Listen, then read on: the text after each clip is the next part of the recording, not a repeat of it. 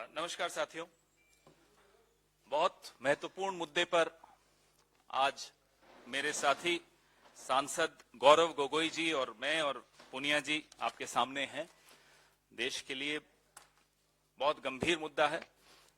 मैं आग्रह करूंगा पहले गौरव गोगोई साहब से कि वो विषय पर अपना कुछ प्रकाश डालें और उसके बाद मैं आपसे मुखातिब होऊंगा। धन्यवाद पवन खेरा जी और यहाँ पे उपस्थित विनीत पूनिया जी और मीडिया के दोस्तों। अभी मैं पार्लियामेंट से आया हूँ जहाँ पर हमारे रक्षा मंत्री ने सरकार का पक्ष रखा, लेकिन बिना कोई सवाल लिए वो वहां से चल पड़े और सरकार को जिस प्रकार से देश के सामने इस महत्वपूर्ण घटना पर जो विवरण देना चाहिए था उस जिम्मेवारी से वो भाग गए।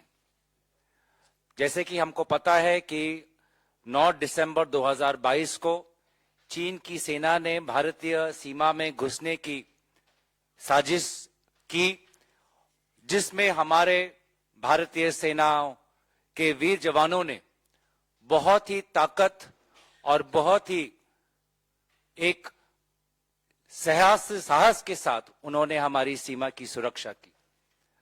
तो मैं सबसे पहले हमारे सेना में उन वीर जवानों के प्रति जो हमारी देश की तरफ से आभार प्रकट करना चाहूंगा और उनको कहना चाहूंगा, ये संदेश देना चाहूंगा आपके द्वारा कि देश हमारे सेना के साथ खड़ा है, देश हमारे सेना को समर्थन कर रहा है और कांग्रेस पार्टी भी हमारी सेना के साथ है।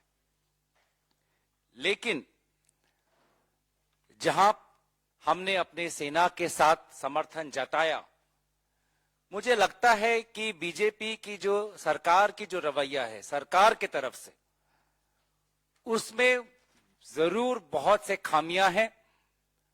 उन खामियों को उजागर करना हमारी जिम्मेवारी बनती है।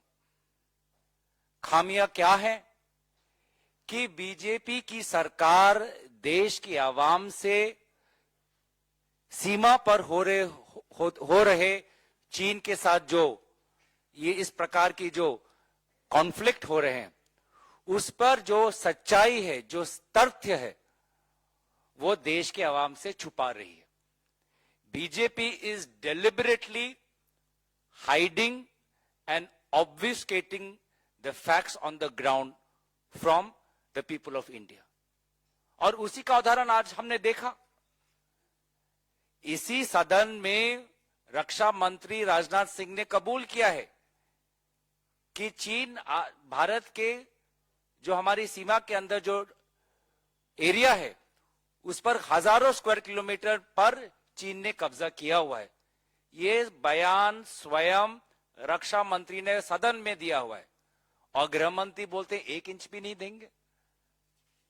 इस प्रकार का दो रूपी संदेश क्यों आप सच्चाई नहीं उजागर करते?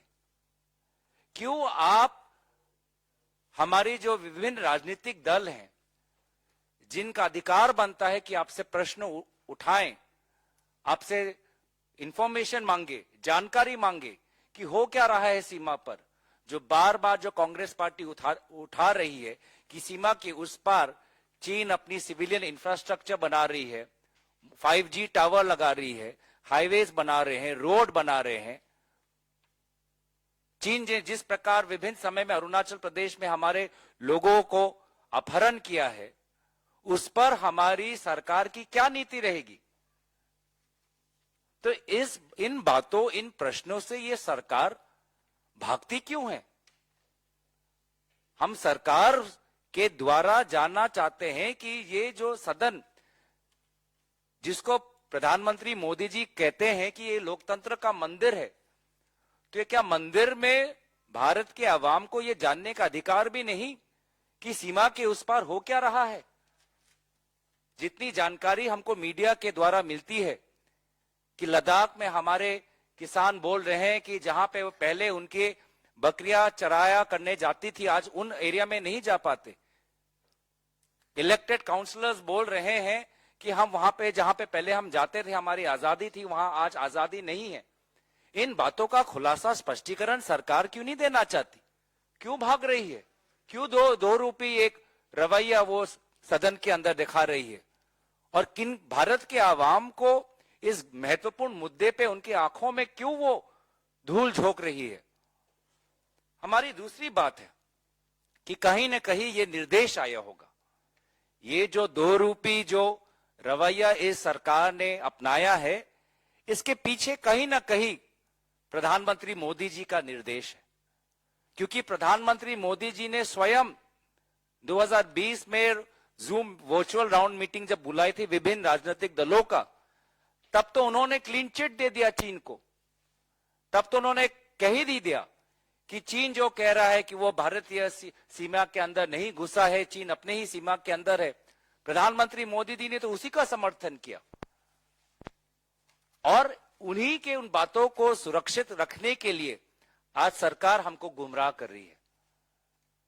अफसोस की बात है कि जहां पर भारत की अखंडता का सवाल उठता है, जहां पर भारत की सीमा सुरक्षा का सवाल उठता है, जहां पर हमारे वीर जवानों की शहादत का मामला उठता है, तो आदरणीय प्रधानमंत्री मोदी जी को अपनी छवि अपनी देश की अखंडता से ज्यादा प्यारी है। वो अपनी छवि को देश से ऊपर मानते हैं। और इसीलिए हमने कहीं ऐसा दुनिया ऐसा देश नहीं देखा होगा जिसके सीमा पर बार बार प्रहार हो रहा है और उस देश का नेता, उस देश का प्रधानमंत्री, प्रधान सेवक चुप है। आप बताइए, आप देखिए रशिया यूक्रेन में किस प्रकार के दोनों देशों के नेता बार बार अपने देश का पक्ष रखते हैं, देश के अवाम को सारे जानकारी देते हैं, तथ्य देते हैं। और एक हमारे प्रधानमंत्री मोदी जी हैं, सदन के शुरुआत के पहले बोलेंगे सभी मीडिया के साथ कि सदन में चर्चा होनी चाहिए। और जब ऐसा महत्वपूर्ण मामला आता है जहां पे देश की सीमा, देश की विदेश नीति, देश की अर्थव्यवस्था, देश की अखंडता जब सवाल पे उठा हुआ है, तब वो अपने मंत्रियों के पीछे छुपते हैं, कभी विदेश मंत्री के पीछे छुपते हैं, कभी रक्षा मंत्री के पीछे छुपते हैं, कभी गृह मंत्री के पीछे छुपते हैं।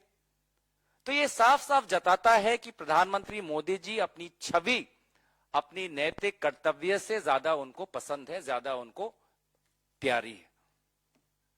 और आज हम देख रहे हैं कि जिस प्रकार की जो लगभग 16 बार हमारी भारतीय सरकार और चीन की सरकार लद्दाख और गलवान को लेकर हम 16 बार हमारी मीटिंग हो चुकी है, उसके पश्चात भी चीन सेना की इतनी साहस कि लद्दाख को छोड़कर अब उत्तर पूर्वांचल पर अपनी नजर रखें, अरुणाचल प्रदेश में अपनी नजर बनाए।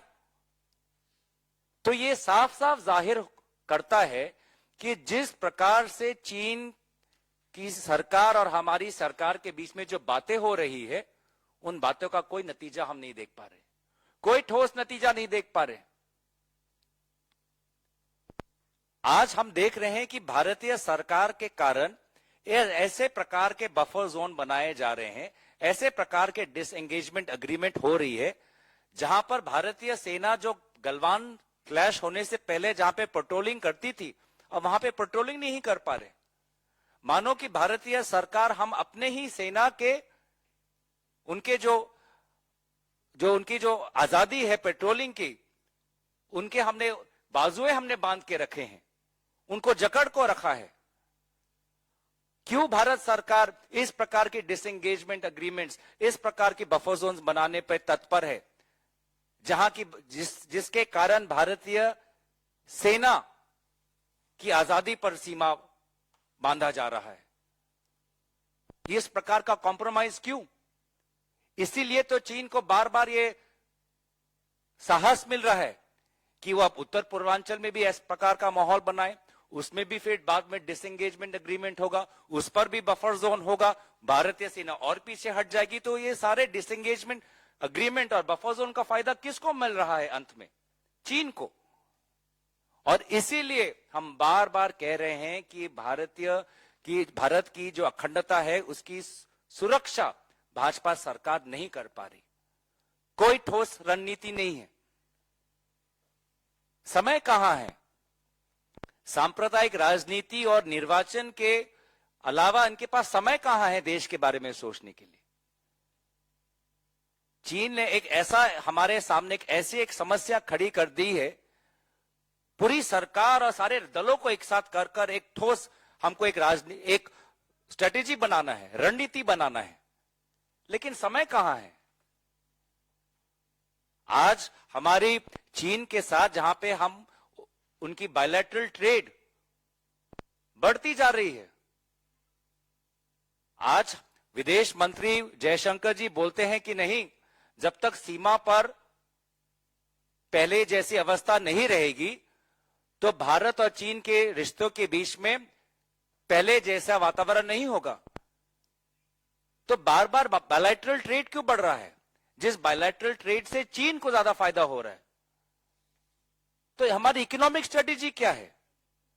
आपने चीन के कुछ एप्स को बैन कर दिया, बस जहां पे चीन के कंपनी और इकोनॉमी को इंडिया के इकोनॉमी के साथ ट्रेड करके फायदा हो रहा है। ये इन छोटे छोटे एप्स को बैन करके आप किसको डरा रहे हैं?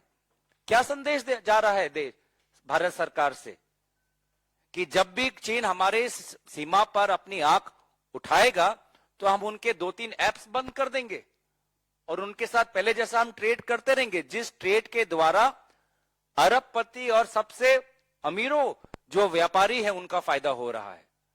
हमारा कोई फायदा नहीं है इसमें। लेकिन भारत सरकार आज चुप्पी बैठी है। भारत सरकार की डिप्लोमेटिक स्ट्रेटेजी क्या है? दक्षिण आसिया में जहां पर हमारे रिश्ते कितने बुलंद थे बांग्लादेश, नेपाल, श्रीलंका के साथ, आज उस दक्षिण आसिया में आज चीन घुस आया है। हमारी ईस्ट एशिया के साथ क्या रणनीति है? हमारी आसियान के साथ क्या रणनीति है? तो डिप्लोमेटिक स्ट्रेटेजी कहां है हमारी? विदेश मंत्री जी तो बातें बहुत अच्छी करते हैं, लेकिन हम नतीजों पे हम ध्यान देते हैं, बातों पर नहीं। हम देख रहे हैं कि दक्षिण आसिया में चीन का प्रभाव बढ़ता जा रहा है। आसियान और ईस्ट एशिया के साथ पहले जैसे हमारे रिश्ते थे, पहले जैसे नहीं रहे, विभिन्न कारणों के कारण। तो अगर भारत को चीन के इस दुस्साहस का अगर जवाब देना है तो भारत को विभिन्न देश के सरकारों के साथ बातचीत करनी पड़ेगी। वो हमको नहीं दिख रहा है। तो कहीं ना कहीं हम देख रहे हैं कि आज सिर्फ ध्यान भटकाने का काम हो रहा है, देश को गुमराह करने का काम हो रहा है, मीडिया का ध्यान इधर और उधर करने का हो रहा है, और जिसके कारण आज एक ऐसी चुनौती हमारे सामने आ चुकी है, जिस चुनौती का उत्तर अगर हम आज नहीं देंगे, मिलकर नहीं देंगे, एक साथ होकर एकजुट होकर नहीं देंगे, तो इसका नतीजा भविष्य में हमको भुगतना पड़ेगा और सारा का सारा जिम्मेवारी प्रधानमंत्री मोदी जी को लेना पड़ेगा।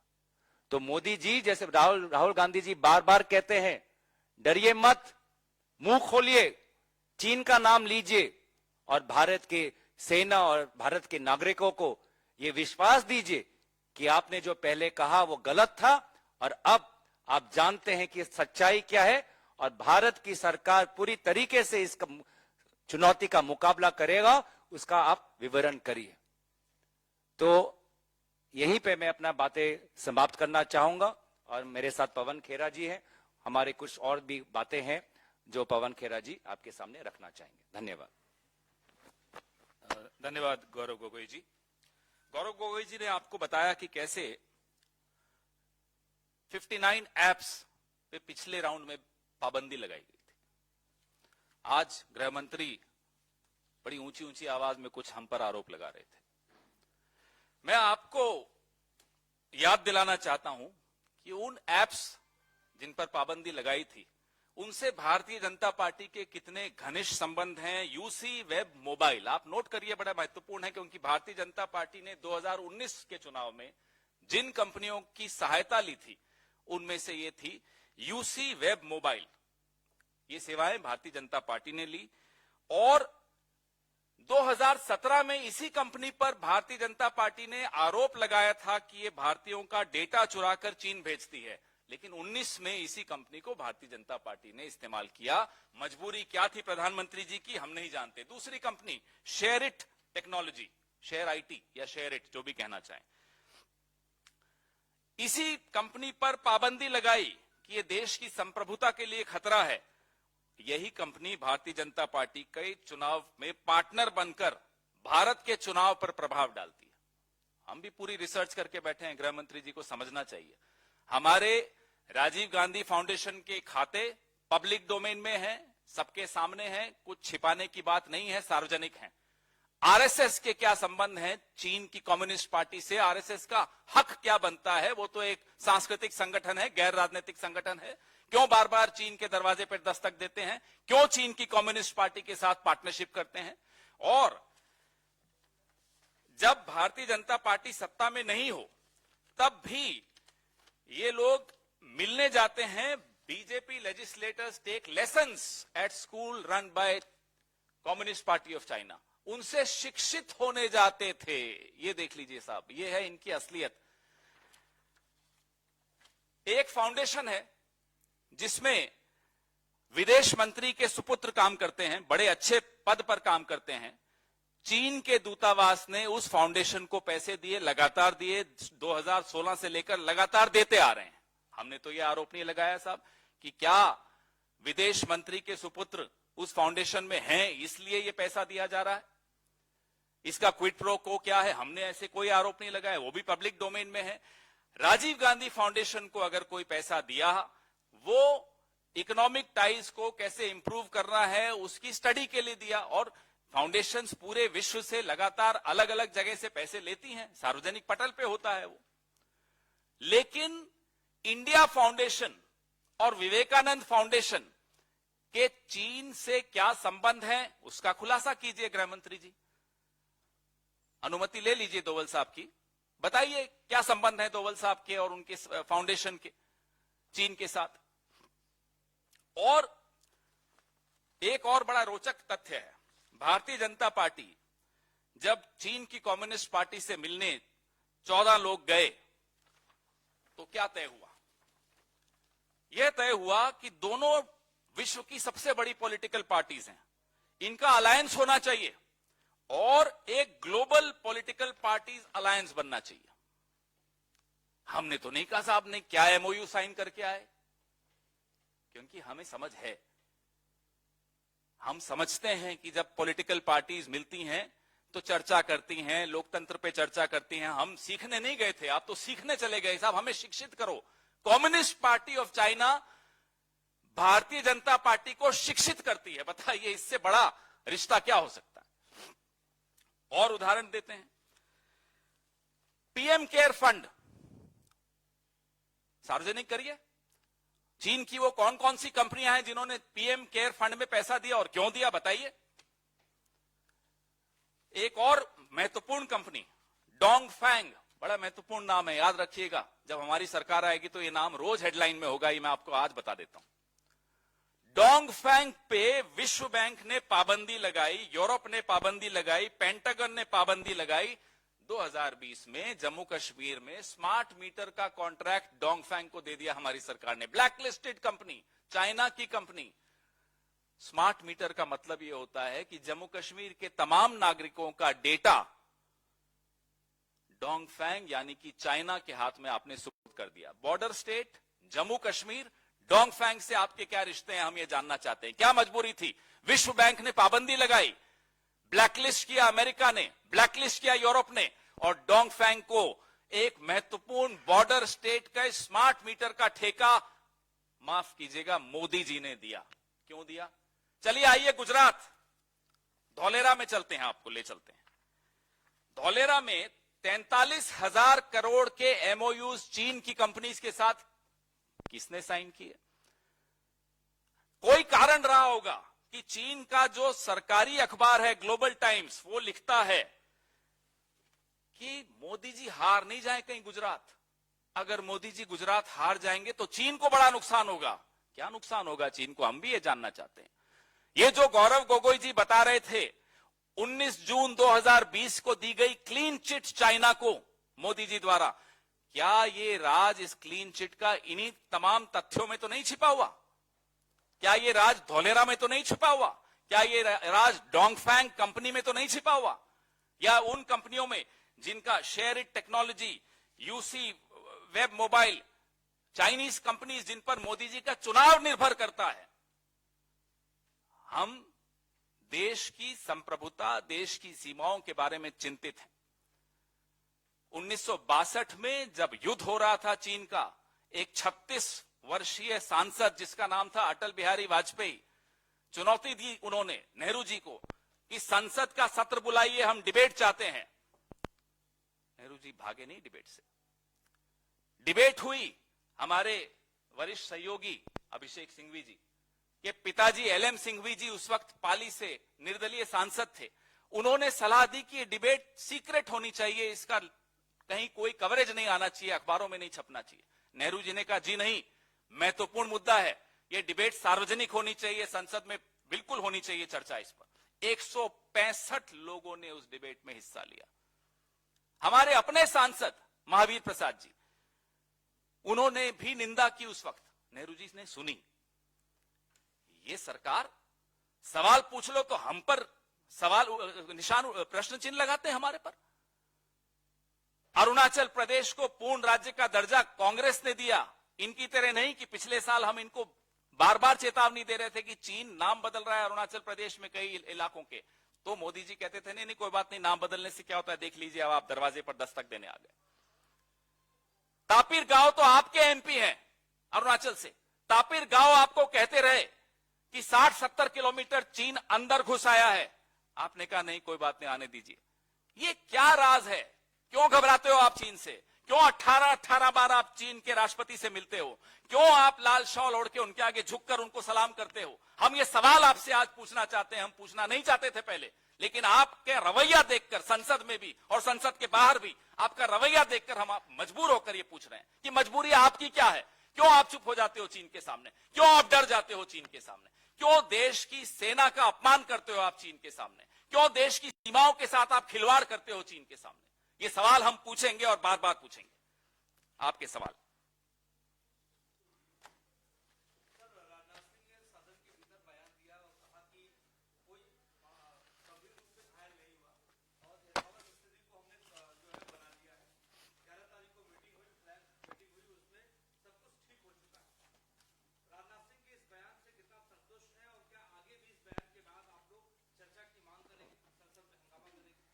देखिए, राजनाथ सिंह जी का बयान इतने दिन बाद क्यों आया? आज 13 तारीख है, घटना 9 तारीख को हुआ, पार्लियामेंट कल भी था। तो ये जब निकल किसी एक अखबार में ये बात आई, तब जाके राजनाथ सिंह ने ये स्टेटमेंट दिया। इससे पहले किससे छुपा रहे थे? आपसे, देश से। तो यही तो हमारा पहला, हम इससे संकेत लेते हैं कि ये देश सच्चाई छुपाना चाहता है।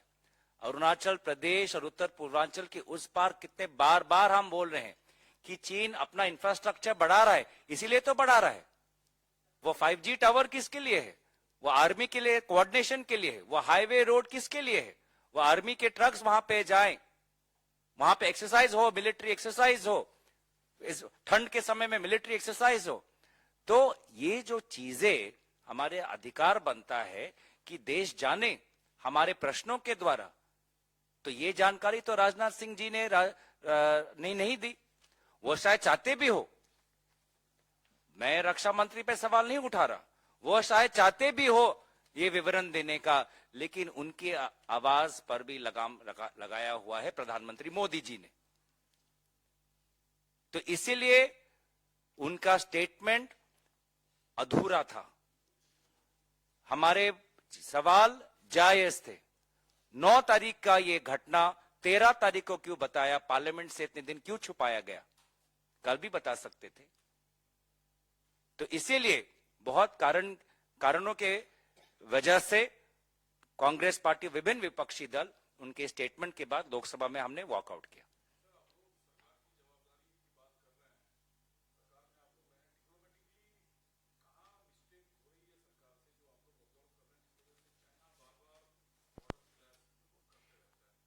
इस पे हमारे पवन खेरा भी पर देखिए, फेलियर अगर सक्सेस होता तो ये चीन ये साहस नहीं करता। 2020 में गलवान हुआ, 2 साल लगभग बीत चुके हैं। अगर डिप्लोमेसी में हम सक्सेस होते तो चीन आज साहस नहीं करता। तो पहले तो चीन के साथ जो हमारे डिप्लोमेटिक रिलेशनशिप्स हैं और डिप्लोमेटिक स्ट्रेटेजी है, उसी में हम चूक गए। जब बायलैटरल ट्रेड बढ़ रहा है, हम कुछ एप्स को बैन करके हम संतोष है, तो चीन देख रहा है कि देखो मुझे तो कोई ज्यादा नुकसान नहीं हो रहा। तो हम जो चीन के उनके दुस्साहस पर जो पेनल्टी नहीं लगा पा रहे, the failure of this government to impose costs, high cost on Chinese misadventure is the number one failure. The number 2 failure is, in your negotiation, you're tying your army's hands behind their back. You're asking them to go back from their own territory, from our own Indian perception of what the LSE is. Where is the demand for pre-Galwan class status quo? You've dropped the demand. That is the number 2. Number 3 is, you are seeing your allies. You are seeing a distance between you and your allies, especially in South Asia. If you look at the statements coming from Bangladesh, Nepal, Bhutan, Sri Lanka, how they are balancing both India and China, that clearly shows under Prime Minister Modi, India has lost her preeminent position in South Asia. So on many fronts, economic, diplomatic, bilateral with China, even with respect to allies, not only in the neighborhood, but with East Asia. Because our government, BJP government believes कि एक दो slogan बोल देंगे, कुछ foreign conference में जाके हमारे विदेश मंत्री कुछ अट्रैक्टिव मीडिया बाइट देंगे और वही रणनीति हो गई, वही कूटनीति हो गई, और जमीन पे कुछ दिख नहीं रहा। तो इसीलिए हम बार बार कह रहे हैं कि आपके पास समय नहीं है कि इस समस्या को आप छोटा समझे। आप सांप्रदायिक और निर्वाचन से हटकर हमारी अखंडता पर ध्यान दे, पर आपको फुर्सत कहां है? प्रधानमंत्री मोदी जी को रोड शो में जो इतना उनको फुर्सत है, सदन में आके इस देश पे के सामने ये जो ट्रांसपेरेंसी दिखानी चाहिए, पारदर्शिता दिखानी चाहिए, उसके लिए उनके पास समय नहीं। आपने डिप्लोमेटिक फेलियर्स की बात की। जो काला दिन था हमारी देश की सुरक्षा के लिए, वो 19 जून 2020 था, जब क्लीन चिट प्रधानमंत्री दे रहे थे। चीन समझ गया, विश्व समझ गया कि इस व्यक्ति के लिए देश की सीमाओं से ज्यादा महत्वपूर्ण अपनी एक छवि है। तो सबसे बड़ा फेलियर तब होता है जब डिप्लोमेसी में, जब आपकी कमजोरी दुश्मन को समझ में आ जाती है, और आपने तो खुलकर अपनी कमजोरी दुश्मन के सामने रख दी। मैं आपको एक उदाहरण देता हूं। जब 2014 में मोदी जी पहली बार प्रधानमंत्री बने, तो चीन का मुखपत्र ग्लोबल टाइम्स लिखता है कि मोदी जी का काम करने का तरीका और सोच चीन के बहुत नजदीक है, हम उनके साथ काम करने में बहुत सहज महसूस करते हैं। As a right winger in Indian politics, Modi is more likely to become India's Nixon, who will further propel the India-China relationship. ये जो अप्रूवल सीकिंग की जो आदत है ना, अंग्रेजी में तो इसको अप्रूवल सीकिंग कहते हैं, मोदी जी की जो ये कमजोरी दुश्मन देश के हाथ में आ गई है कि साहब इनकी तारीफ कर दो तो ये बिछ जाएंगे आपके लिए। ये सबसे बड़ी हमारी डिप्लोमेटिक फेलियर है। You allowed the Chinese to understand your weakness. You should have left diplomacy to diplomats. You should have left foreign policy to the foreign minister. अब तो इनके यहां तो यही नहीं समझ में आता कि साहब फॉरेन पॉलिसी चला कौन रहा है, डोवल जी चला रहे हैं, जयशंकर जी चला रहे हैं, या कोई और चला रहा है। तो हम अकाउंटेबिलिटी भी किस पर फिक्स करेंगे, सवाल भी किससे उठाएंगे? तो डिप्लोमेटिक फेलियर मैं नहीं समझता, जैसा कि मेरे कुलीग ने बड़ा सही कहा, ना हम इस पे रक्षा मंत्री पर सवाल उठा सकते हैं, ना विदेश मंत्री पर सवाल उठा सकते हैं, ना ही शायद डोवल जी पर उठा सकते हैं। प्रधानमंत्री सीधे सीधे जिम्मेदार हैं, क्योंकि वो क्लीन चिट उन्होंने दी थी। और जब पेंटागन ने वो 101 मकानों के गांव की बात बताई कि अरुणाचल प्रदेश में अपर संजागिरी डिस्ट्रिक्ट में झील के किनारे पे एक गांव बसा दिया है। और हमने जब सवाल यहीं इसी मंच से उठाया तो हमें कहा गया कि अरे साहब ये तो नेहरू जी के वक्त से विवादित है। विवादित होना अलग बात होती है, विवादित पे कब्जा हो जाना अलग बात होती है। विवादित था, 1959 से विवादित था, इसमें कोई शक की बात नहीं है। लेकिन उसके बाद जितनी ट्रीटीज हुई हैं, उन ट्रीटीज में यह स्पष्ट कहा गया था कि दोनों तरफ में से कोई भी उस स्टेटस को नहीं डिस्टर्ब करेंगे, यथास्थिति को नहीं चेंज करेंगे, परिवर्तित नहीं करेंगे। चीन ने न केवल यथास्थिति को परिवर्तित किया, वहां आकर एक गांव बसा दिया। और आप चीन को जवाब देने की जगह हमें जवाब दे रहे हैं। हम कह रहे हैं साहब चीन का मुकाबला करो, आप हमारा मुकाबला करने आ रहे हैं। यह बीमारी है। This is the diplomatic failure which we are talking about.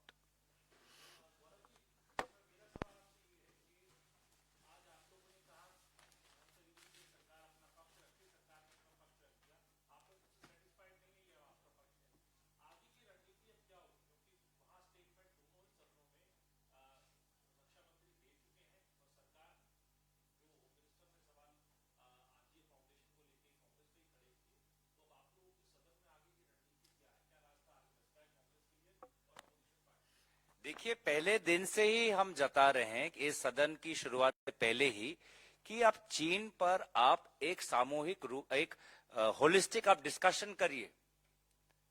क्योंकि आपने तो एक मुद्दा उठा लिया कि आज सीमा के पर क्या हादसा हुआ। हम तो आपको कलेक्टिवली पूछ रहे हैं कि बायलैटरल ट्रेड क्यों बढ़ रहा है। हम अब तो जानना चाहते हैं कि आपकी इकोनॉमिक स्ट्रेटेजी क्या है, डिप्लोमेटिक स्ट्रेटेजी क्या है। प्रधानमंत्री मोदी जी तो एक बार उन्होंने वर्चुअल राउंड मीटिंग कर ली, उस टाइम वो अपने मुंह खोल पाए। आज क्यों बंद, उन्होंने मुंह बंद करके रखा है। दोबारा एक राउंड टेबल बुलाइए, दलों के साथ बातचीत करिए, चूक हुई तो कबूल कर लीजिए। देश आपकी चूक से नहीं, देश अपनी अखंडता से ज्यादा उसको महत्व देता है। तो ये पहले दिन से हमारी मांग है और ये मांग रहती रहेगी, क्योंकि मुझे लगता है कि पारदर्शिता और जिम्मेवार होना इस सरकार का नैतिक कर्तव्य है। और देश और सरकार अलग है। हम देश के लिए चिंतित है, इसलिए सरकार से प्रश्न उठा रहे हैं। सरकार देश नहीं, सरकार सेना नहीं। हम सेना पर हम फक्र अनुभव करते हैं, लेकिन सरकार को देश के सामने जवाबदेही करना यह हमारा कर्तव्य है। और देश को पूरी जानकारी देना, सच्चाई दिखाना, ये इस सरकार का कर्तव्य है। Thank you.